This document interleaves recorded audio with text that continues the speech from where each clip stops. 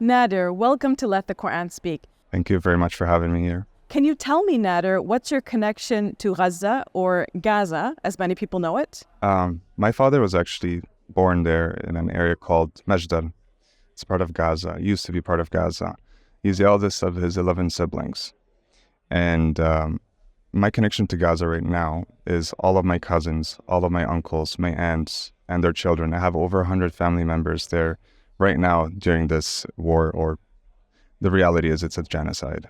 Can you share with me what your family is experiencing in Gaza right now? What are you hearing from them these days? The reality is this is the first time in human history that we're actually experiencing a digital genocide.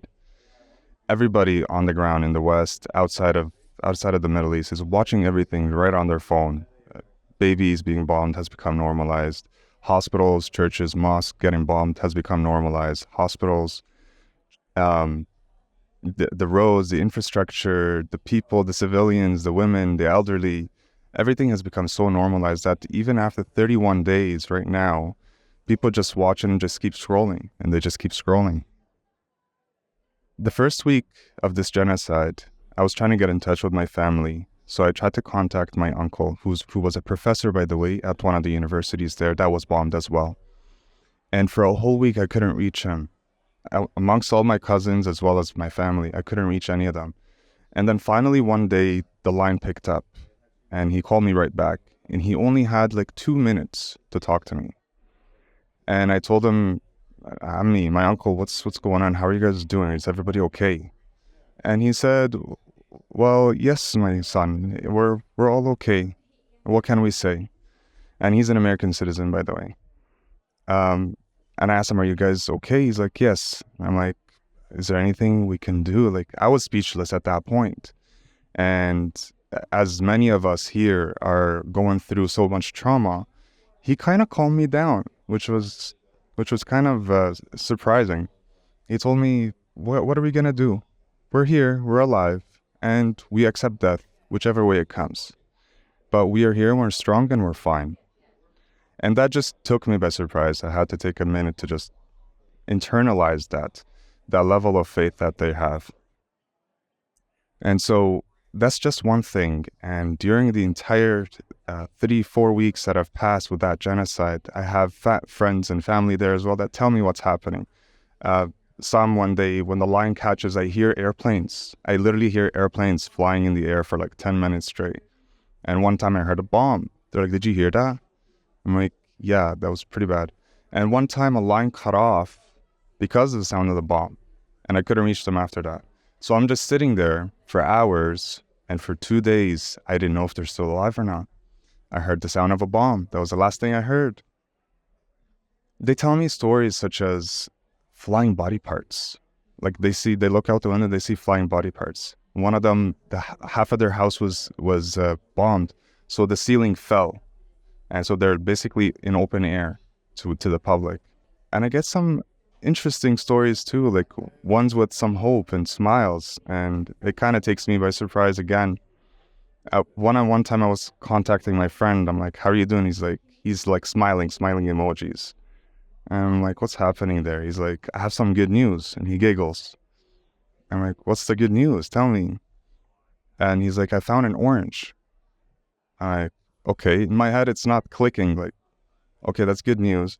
And he's like, it tasted really good. And I'm like, okay, I'm very happy to see that, yeah.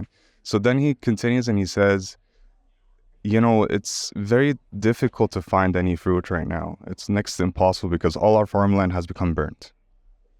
So they have no way of getting into that. Clean water.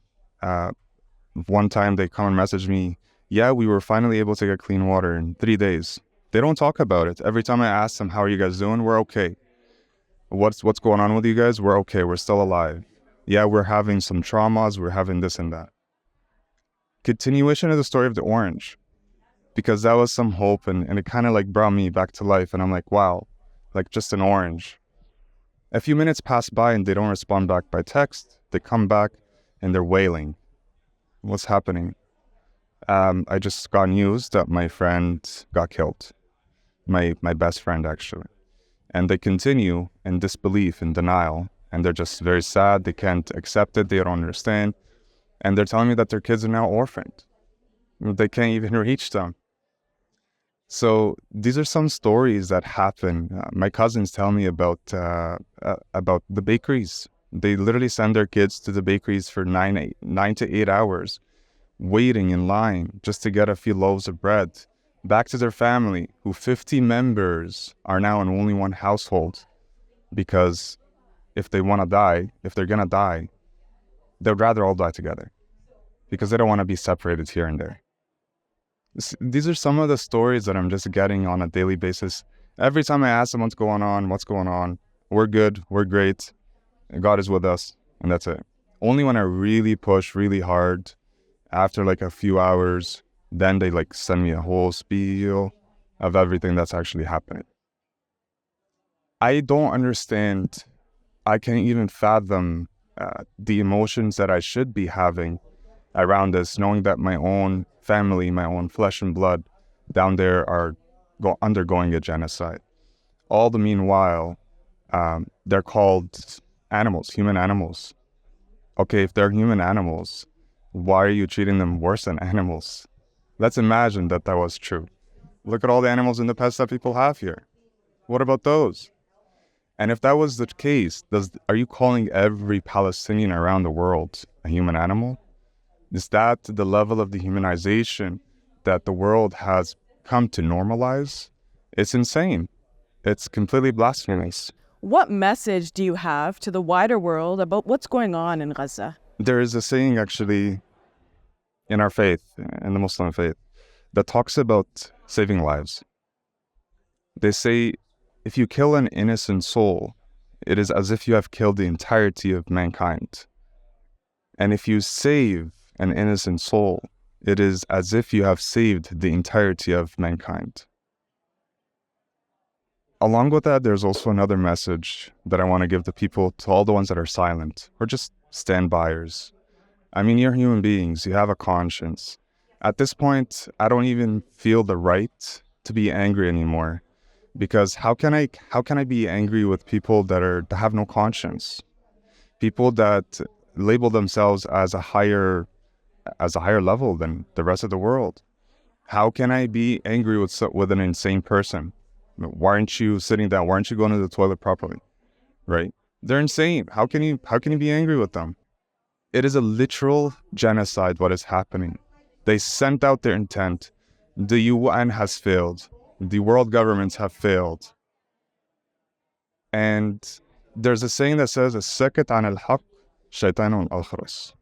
The person who is silent on justice is just like a mute devil. Now, you can bomb these civilians. You can kill all these babies, behead them, as they tried to claim. But reality, we're seeing all these footage that's coming from there happening to the Palestinian kids. The churches, the mosques, the hospitals. You can kill all of them. But one thing you can't kill is their resilience. One thing you cannot kill is their pride. And you know what? Even if they are successful in annihilating this community, annihilating Gaza, you have millions of displaced Palestinians around the world who will never forget. And this resilience and this pride and this faith, this unwavering faith, runs in all our blood. And so a day will come when the truth will prevail. A day will come where justice will prevail. But as of now, we still need to talk to all of these media outlets. We still need to talk to these politicians. And unfortunate to say, we just have to dumb it down. We have to, hey, these are human beings. By the way, we all bleed the same. We bleed red, Not just because I don't have colored eyes or white skin doesn't mean that I'm not the same. So in reality, it's a question of humanity rather than economics, politics, or any of these disgusting failures for the world. So the world governments have failed us, have failed the human voices, because mankind is all out there roaring out, stop the genocide, ceasefire now. Thank you for sharing your story, Nader. I know you're going through a really tough time right now, watching all of this from afar. I wish you the very best, and I wish the people of Gaza the very best. May they achieve peace and justice very soon. Thank you, Amin.